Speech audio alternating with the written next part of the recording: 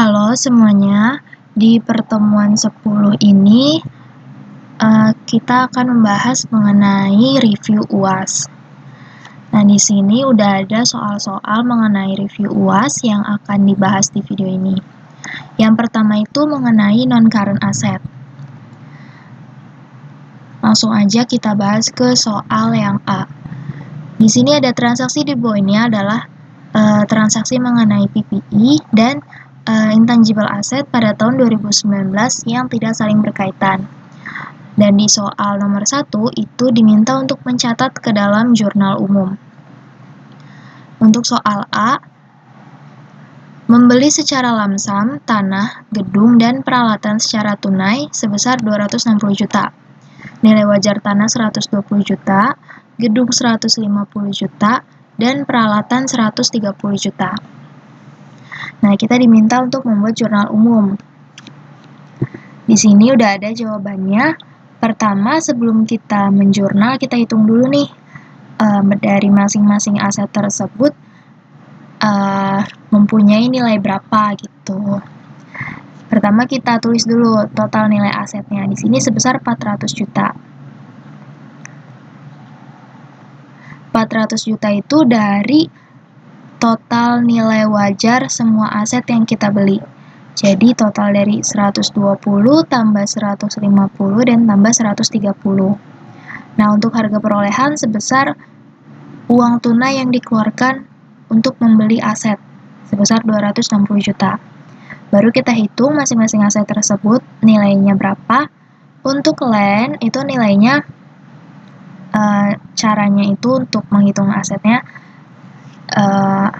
nilai wajar aset tersebut dibagi dengan total nilai aset dikali dengan uang tunai yang dikeluarkan gitu. Jadi untuk land itu 120 juta dibagi dengan 400 juta dikali dengan 260 juta. Hasilnya 78 juta. Nah, untuk building caranya juga sama. Tinggal kita ganti aja bagian si pembilangnya ini. Kalau building 150 dan equipment 130. Sedangkan untuk 400 dan 260 ini selalu tetap. Udah dapet nih. Tadi land 78, building 97,5, equipment 84,5. Terus kalau ini kita total itu sebesar 260 juta. Sebesar uang tunai yang kita keluarkan. Udah dapet, baru kita jurnal. Nah, ini jurnalnya. Bagian debitnya itu adalah akun dari aset tersebut. Yang kita beli itu kan ada land, building, dan equipment sebesar 78, 97,5, dan 84,5. Ini dari yang sudah kita hitung. Nah, untuk kreditnya itu sebesar uang tunai yang kita keluarkan 260 juta gitu. Lalu sekarang yang soal B.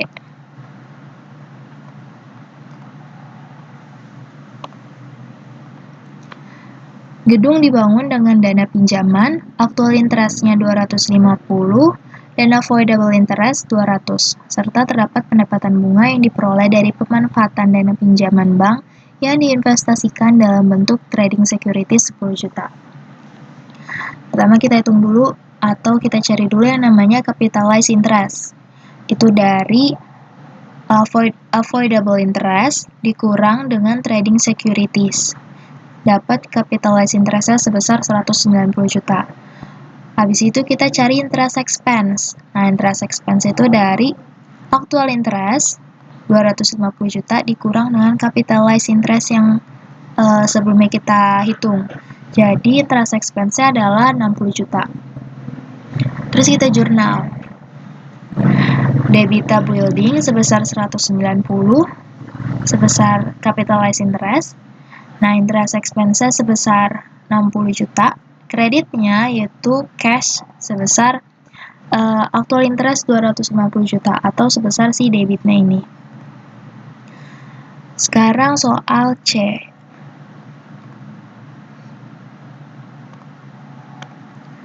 Menerbitkan saham biasa sebanyak 50.000 lembar untuk memperoleh tanah seharga 1 miliar. Harga saham diketahui 18.200 par lembar dan harga pasarnya 20.500 per lembar. Nah, pertama kita cari dulu nih si aset ini, tanah tersebut itu nilainya berapa. Dari jumlah lembar saham dikali dengan harga pasar atau nilai pasar. Jadi lainnya itu sebesar 1.025 juta. Nah, sedangkan untuk saham yang diterbitkan atau share capital ordinary-nya itu sebesar jumlah lembar saham 50.000 dikali dengan nilai par 18.200. Jadinya sebesar 910 juta. Nah, untuk SPO atau share premium ordinary itu tinggal selisihin aja antara aset dengan SCO. Jadi 115 juta. Nah, jurnalnya debit land, lalu kreditnya karena kita menerbitkan ya, jadi SCO-nya itu dikredit sebesar 910 juta. Nah, share premiumnya juga dikredit. Karena kan di sini lebih besar nilai land daripada si SCO yang kita terbitkan itu. Lalu sekarang soal yang D.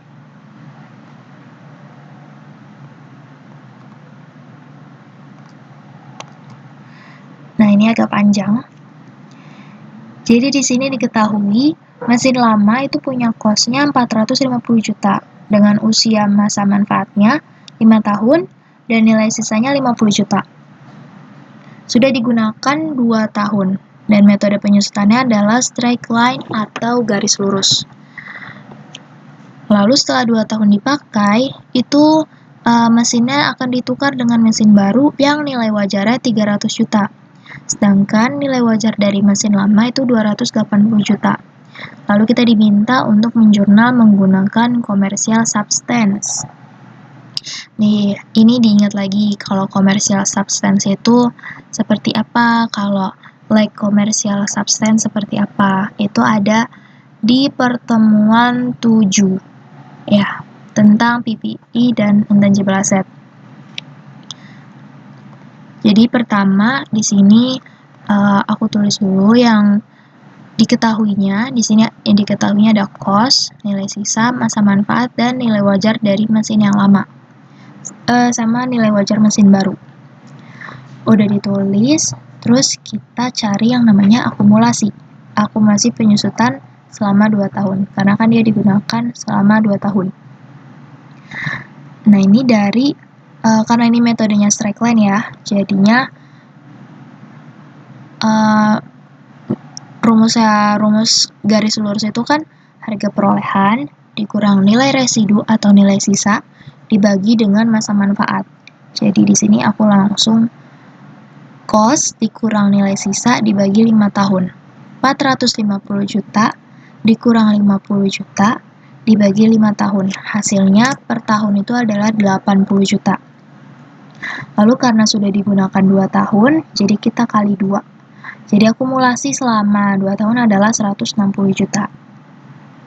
Udah dapat nih akumulasi, baru kita hitung yang namanya book value. Untuk kita tahu dalam pertukaran ini kita itu mengalami gain atau mengalami loss. Kita masukin dulu harga perolehan atau cost-nya 450 juta. Terus kita kurangkan dengan akumulasi selama 2 tahun, dapat book value saat pertukaran itu sebesar 290 juta. Nah, baru kita masukin lagi fair value atau nilai wajar dari mesin yang lama, yang 280 juta ini. Nah, kita selisihin kan. Nah, di sini book value lebih besar daripada fair value. Berarti kita mengalami yang namanya loss on disposal of machinery. Kalau fair value-nya lebih besar berarti kita mengalami gain on disposal of machinery. Gitu. Baru kita jurnal. Di sini dia jurnalnya diminta menggunakan commercial substance. Berarti kalau commercial substance baik ada gain ataupun ada loss, itu dua-duanya diakui. Maksudnya itu dua-duanya tetap ditulis. Ada akunnya. Gitu. Di sini karena kita menukar dengan mesin baru, jadi mesin barunya di debit, sebesar 300 juta, sebesar nilai wajar mesin baru. Terus kita tutup yang namanya akumulasi, jadi di debit sebesar 160. Nah, tadi kan kita sudah menghitung yang namanya loss ya. Jadi loss itu kan di debit, loss on disposal of machinery sebesar 10 juta.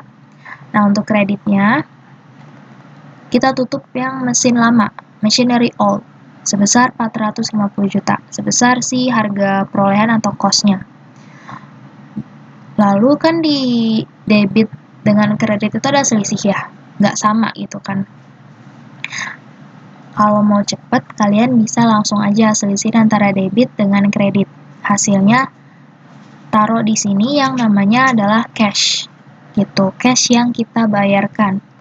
Tapi ini angka asli ini tuh, nominal asli ini tuh dari 300 juta nilai wajar mesin baru dikurang dengan nilai wajar mesin lama 280 juta. Hasilnya kan sama-sama 20 juta ya. Itu. Jadi kalau misalkan lupa, ya udah selisihin aja antara debit dengan kredit. Gitu. Nanti dapat selisihnya, itu berarti namanya cash yang dibayarkan. Gitu. Lalu sekarang nomor poin E.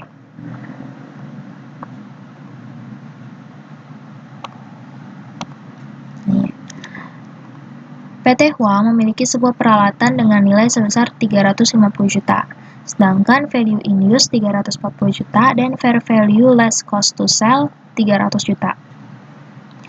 Nah, di sini sebelum kalian menghitung, itu kalian lihat dulu value in use dengan fair value less cost to sell, itu nominalnya lebih besar yang mana? Gitu.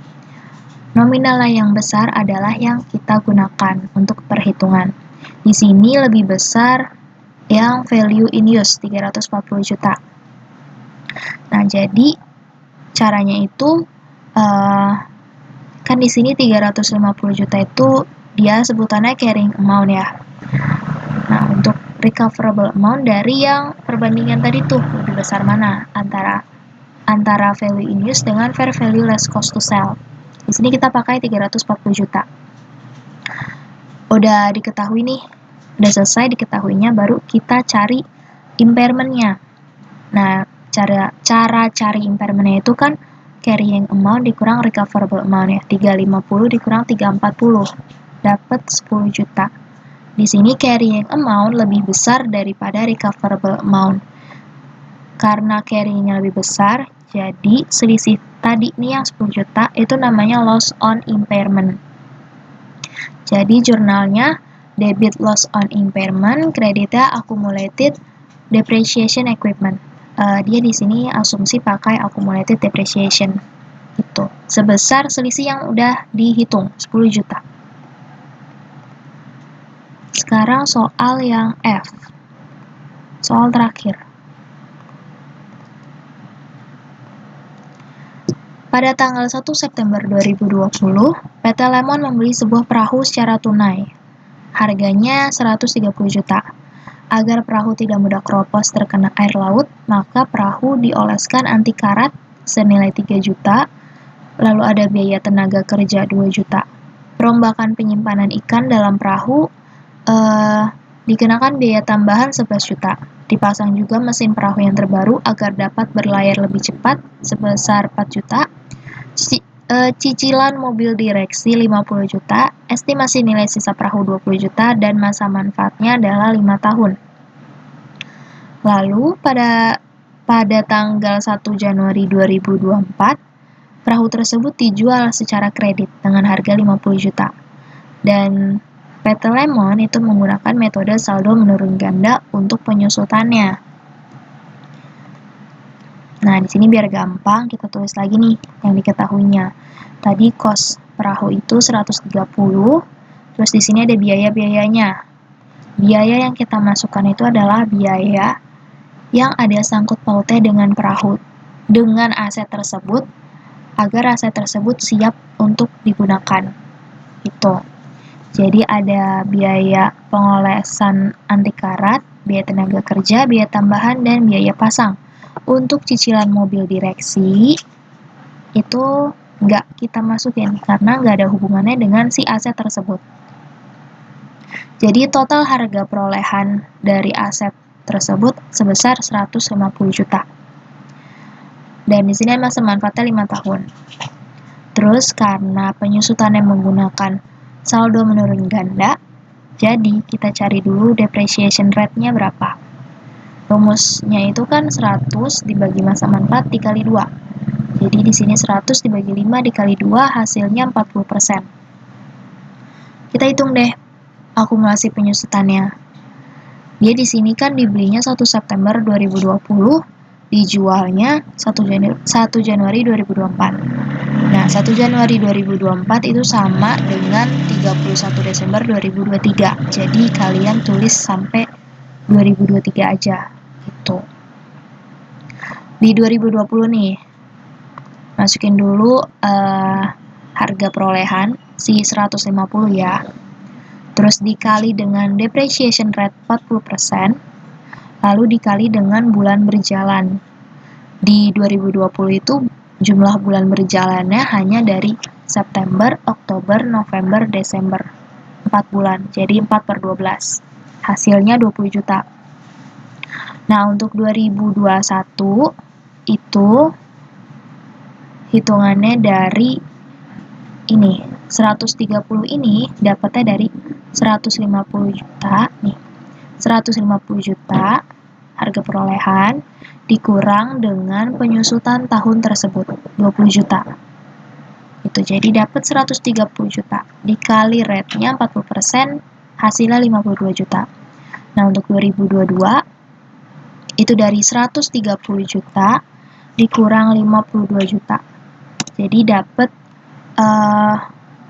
nilai buku awal tahun 2022 itu adalah 78 juta. Kita kali rate 40%, jadi penyusutan tahun tersebut 31.200.000. Nah, untuk 2023 juga sama caranya. Nah, untuk 2023 penyusutannya 18.720.000. Ini kan baru penyusutan per tahun nih. Nah, terus kita total. Kita total hasilnya 121.920.000. Ini namanya akumulasi penyusutan sampai 1 Januari 2024. Udah dapet akumulasinya, baru deh kita hitung nilai buku. Habis itu kita selisihkan dengan harga jual agar dapat yang namanya gain ataupun loss. Nah, yang ini ya. Kita masukin dulu nih cost atau harga perolehan 150 juta.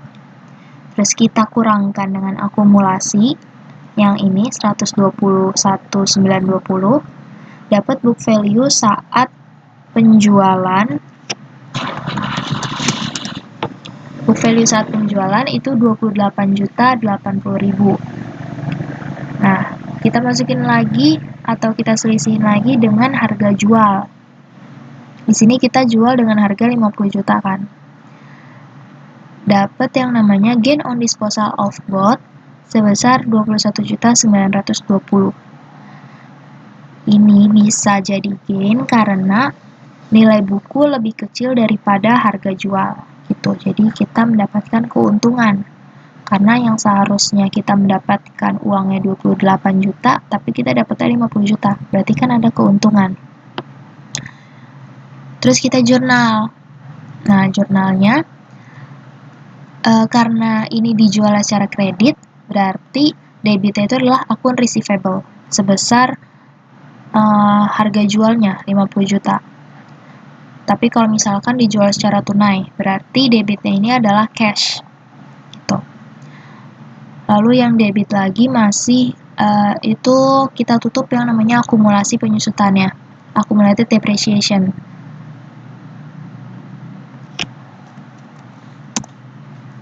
Accumulated depreciation sebesar yang tadi udah dihitung, 121.920.000.